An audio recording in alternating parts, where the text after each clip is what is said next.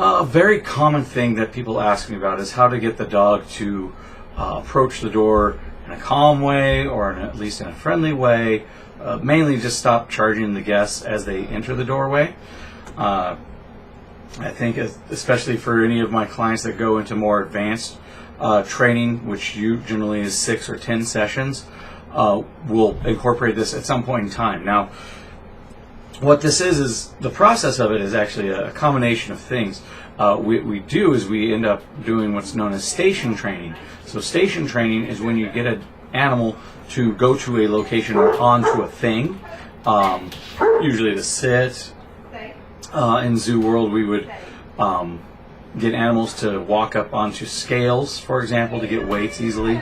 All that would be station training. So what I generally do is I have the dog learn to station, and we try to associate that behavior with a doorbell. So that way, they hear the doorbell, they go to the station, and then they go into a stay and wait for the guests, or wait for the owner to basically release them. Usually with my animals, I usually use the word free, to let them know that they can now move about and do what they want.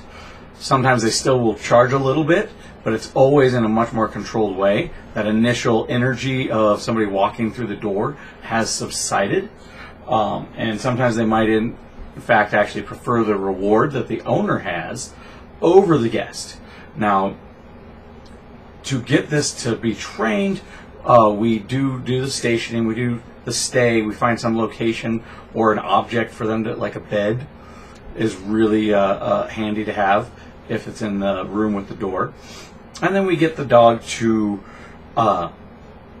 wait for the guest. Now, there's a combination of two things happening. We do use positive reinforcement, and I also use a little bit of what's known as negative punishment.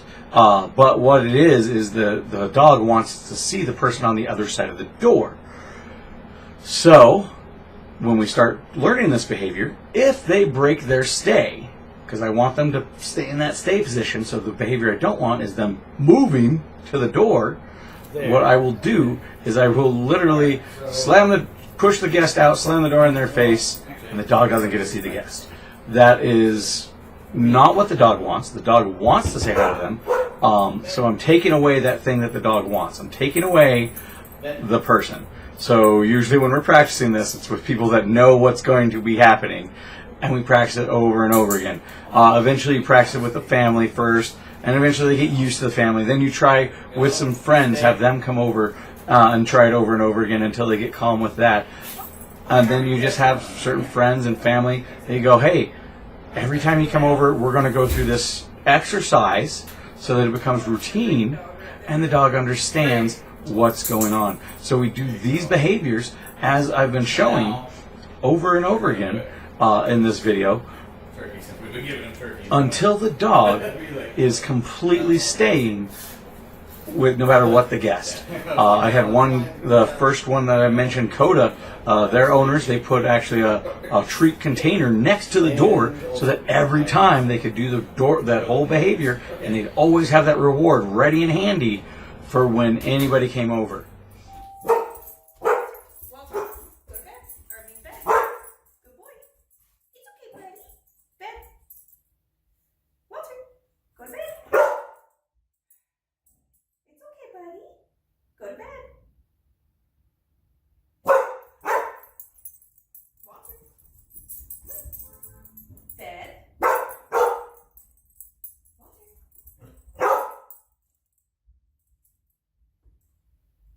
On your bed, buddy.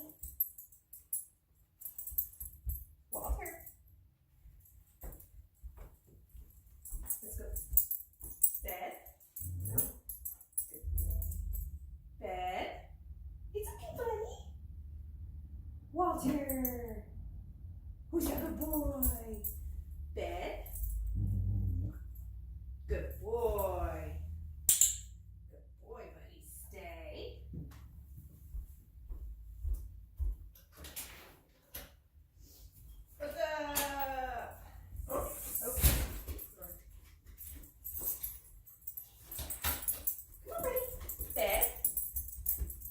Good boy.